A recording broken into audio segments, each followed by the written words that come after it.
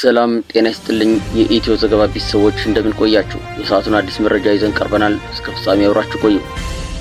በምዕራብ ኢትዮጵያ በሚገኝ አንድ ማህበረሰብ ላይ አሰቃቂ የኃይል ጥቃት ደርሶ በቁጥር ከፍተኛ የሆኑ ህጻናትን ጨምሮ ቢያንስ የ16 ንጹሃን ዜጎችን ህይወት ቀጥፏል። ከ12 በላይ ሌሎች ሰዎችን ያቆሰለው ይህ ጥቃት በኢትዮጵያ የድንበር አካባቢዎች የሚኖሩ ነዋሪዎች የሚገጥሟቸውን ተከታታይና አሳዛኝ የጸጥታ ችግሮች በጉልህ ያሳያል። ይህ ክስተት በክልሎች መካከል ውጥረት ባለባቸው አካባቢዎች ለሚንቀሳቀሱ የታጠቁ ቡድኖች የአካባቢው ህዝብ ምን ያህል ተጋላጭ እንደሆነ በግልጽ ያስገነዝባል። ይህ ጥቃት የተፈጸመው በቤንሻንጉል ጉሙዝ ክልል በተለይም በካማሺ ዞን ውስጥ ነው። በአካባቢው ነዋሪዎችና በቤንሻንጉል ጉሙዝ ክልላዊ ምክር ቤት አባል በአቶ ለሜሳ ኔኖ በተሰጡት የዓይን እማኝ ምስክርነቶች መሰረት ጥቃቱ የጀመረው ረቡዕ ግንቦት 13 ቀን 2017 ዓ.ም እንደ ኢትዮጵያ አቆጣጠር ከጠዋቱ 12 ሰዓት ገደማ ነበር። ታጣቂዎቹ ጥቃታቸውን የጀመሩት በዚህ ሰዓት አካባቢ እንደሆነ ተገልጿል። ከጥቃቱ የተረፉ ሰዎች እንዳብራሩት ታጣቂዎቹ በአንገር ሜጢ ቀበሌ ውስጥ ወደሚገኙ ቤቶች በስርዓት እየገቡ በነዋሪዎች ላይ ተኩስ ከፍተዋል። በግጭቱ የቤተሰብ አባሎቻቸውን ያጡ አንድ ነዋሪ የሁኔታውን አስደንጋጭነትና ጭካኔ ሲገልጹ ያለምንም ግጭት 12 ሰዓት ላይ ነው መጥተው ሰው መጨፍጨፍ የጀመሩት ብለዋል። ሌላው የዓይን እማኝ ደግሞ በንጋት የጀመረው ጥቃት ቀንን ሙሉ እንደቀጠለ በመግለጽ የመንደር ነዋሪዎች ለረጅም ሰዓት በሽብር ውስጥ እንደነበሩ አመልክተዋል። በዚህ ጥቃት የደረሰው ሰብአዊ ጉዳት እጅግ አሳዛኝ ነው። የክልሉ ምክር ቤት አባልና የታላቁ የኢትዮጵያ ህዳሴ ግድብ ህዝባዊ ተሳትፎ ማስተባበሪያ ጽህፈት ቤት ዋና ዳይሬክተር የሆኑት አቶ ለሜሳ ኔኖ እንደገለጹት 16 ሰዎች ሲገደሉ 4 ተጨማሪ ሰዎች ደግሞ ጉዳት ደርሶባቸዋል። አብዛኞቹ ተጎጂዎች ሴቶችና ህጻናት መሆናቸውንም በሐዘን ገልጸዋል። የደረሰውን ጥፋት ሲገልጹም አንድ ሙሉ ቤተሰብ ነው የጨረሱት። በሌላ ቤተሰብ ደግሞ ባልየው ወንዱ ብቻ ነው የተረፈው። ባለቤቱንና ልጆቹን በሙሉ ጨርሰዋቸዋል ብለዋል። ይሁንና ሁለት የአካባቢው ነዋሪዎች የሟቾች ቁጥር 17 እንዲሁም የቆሰሉት ሰዎች ቁጥር ደግሞ 14 መሆኑን በመግለጽ ከዚህ የከፋ አሃዝ አቅርበዋል። ከሟቾቹ መካከል 6ቱ ከ2 እስከ 14 ዓመት ዕድሜ ያላቸው ህጻናት እንደሆኑ በዝርዝር አስረድተዋል። በተጨማሪም ከሟቾቹ መካከል ሌሎች 6ቱ ጎልማሳ ሴቶች መሆናቸውን ተናግረዋል። አንድ ሀዘንተኛ ነዋሪ ከተገደሉት ህጻናት መካከል 3ቱ የራሳቸው የልጅ ልጆች መሆናቸውን ተናግረዋል። የ2 እና የ3 ዓመት ሴት የልጅ ልጃቸውን እንዲሁም የ12 ዓመት ሌላኛዋ የልጅ ልጃቸው የወንድማቸው ባለቤትና ልጆችም በዚህ ጥቃት መገደላቸውን አረጋግጠዋል። ከህይወት መጥፋትና ከደረሰው ጉዳት በተጨማሪ አጥፊዎቹ ሰፊ የንብረት ውድመትና ዝርፊያ መፈጸማቸውን ተዘግበዋል። ቤቶችንና ሞተር ሳይክሎችን በእሳት እንዳቃጠሉ እንዲሁም የማህበረሰቡን የቀንድ ከብቶች ነድተው እንደወሰዱ ተናግረዋል። ለብዙ የተረፉ ሰዎች የቅርብ ጊዜው መዘዝ መፈናቀል ነበር። በፍርሃት የተዋጡ ነዋሪዎች ቤታቸውን ጥለው በአቅራቢያው ወደሚገኙ ደኖች በመሸሽ የደህንነትና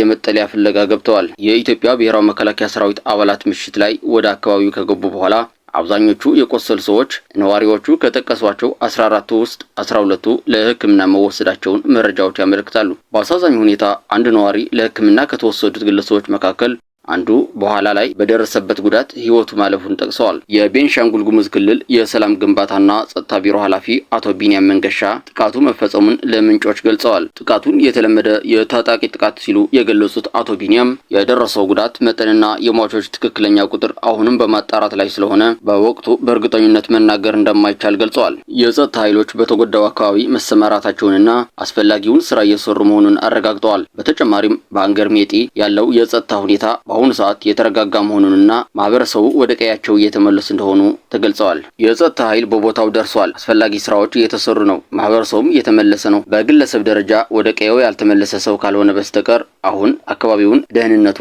አስጠብቀናል ሲሉ አቶ ቢኒያም ተናግረዋል። ይህ ማረጋገጫው ግን ብዙ የመንደር ነዋሪዎች አሁንም ለደህንነታቸው በመስጋት በጫካ ውስጥ ተደብቀው እንደሚገኙ ከሚናገሩት የነዋሪዎች ገለጻ ጋር ይቃረናል። ይህ አሳዛኝ ክስተት በኢትዮጵያ የዳርቻ አካባቢዎች ያለውን ውስብስብና ብዙም ጊዜም በኃይል የተሞላውን የጸጥታ ሁኔታ የሚያመላክት ሲሆን በእንዲህ አይነት ቀጣይ ግጭቶችና የታጠቁ ቡድኖች እንቅስቃሴዎች ዋነኛ ሰለባ የሚሆኑት ንጹሃን ዜጎች መሆናቸውን ያሳያል። የቤንሻንጉል ጉሙዝ ክልል በተለይም መተከል ዞን ሚዥጋ ወረዳ የሚገኝበት ለበርካታ ዓመታት ውስብስብ በሆኑ የጸጥታ ችግሮችና በታጣቂዎች በሚፈጸሙ ጥቃቶች ሲታመስ ቆይተዋል። በሚዥጋ ወረዳም ሆነ በአጠቃላይ በመተከል ዞን የሚፈጸሙት ጥቃቶች የበርካታ ንጹሃን ዜጎችን ህይወት የቀጠፉ ለማህበራዊና ኢኮኖሚያዊ ቀውስ የዳረጉ እንዲሁም ሰፊ የሰብአዊ መፈናቀል ያስከተሉ ናቸው። ችግሩ ውስብስብ ከመሆኑ በላይ ዘላቂ መፍትሄ ለማምጣት የተቀናጀ የጸጥታ፣ የፖለቲካ፣ የኢኮኖሚና የማህበራዊ እርምጃዎችን ይጠይቃል። አልፎ አልፎ ከሌሎች ክልሎች የሚገቡ ወይም ከክልሉ ውጭ ካሉ ቡድኖች ጋር ግንኙነት ያላቸው ታጣቂዎችም ስማቸው ይነሳል። ሁኔታውን ለመቆጣጠርና ሰላም ለማስፈን የሚንቀሳቀሱ የፌዴራልና የክልል የጸጥታ ኃይሎች አሉ። በአብዛኛው ንጹሃን ዜጎች በተለይም ሴቶችና ህጻናት፣ የመንግስት ሰራተኞችና የጸጥታ ኃይሎች የጥቃቱ ሰለባ ይሆናሉ። መተከል ዞን በክልል ውስጥ ካሉ ዞኖች በጸጥታ ችግር ቀዳሚው ነው። እንደ ዳንጉር፣ ጉባ፣ ወንበራ፣ ማንዱራ፣ ቡለንና ሚጀጋ ያሉ ወረዳዎች በተደጋጋሚ የጥቃት ሰለባ ሆነዋል። ታጣቂዎቹ በድንገት መንደሮችን በማጥቃት ነዋሪዎችን በመግደል ንብረት በማቃጠልና በመዝረፍ ይታወቃሉ። በተሽከርካሪዎች ላይ ጥቃት በመፈጸም ተጓዦችን በማገት ወይም በመግደል እንቅስቃሴን ያውካሉ። ገበሬዎች ወደ እርሻቸው እንዳይሄዱ በማድረግ ወይም ምርታቸውን በማውደም የምግብ ዋስትናን ያናጋሉ። ታጣቂዎቹ ሚጀጋ ወረዳ ውስጥ በሚገኙ የተለያዩ ቀበሌዎች በመግባት በነዋሪዎች ላይ ጥቃት አድርሰዋል። ይህም ግድያ፣ አካል ማጉደልና የቤት እንስሳትን መዝረፍን ይጨምራል።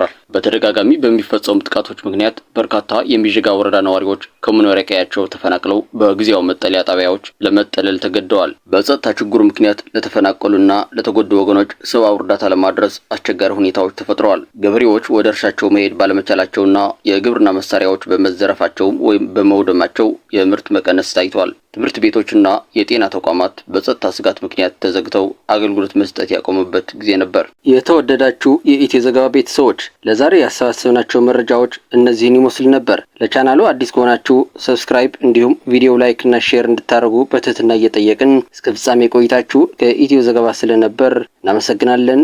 ሰላም።